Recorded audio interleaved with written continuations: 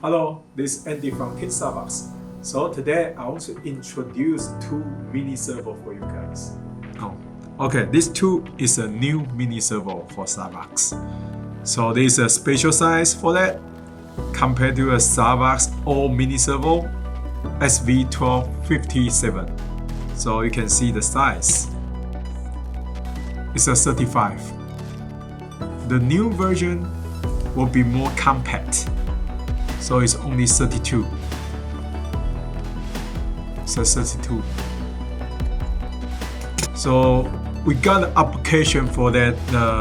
The customer want the smaller size for the mini servo. So we made these two servo to substitute some other servo company. They have a special version, the mini servo. There's a diameter is 32 millimeters.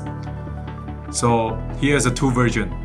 One is a bachelor servo, so this one's a cheaper one, more affordable. So it's a DC mini servo.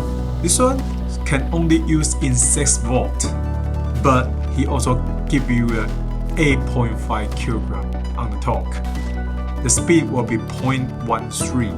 So it's ideal for the people that use RTR, RTF.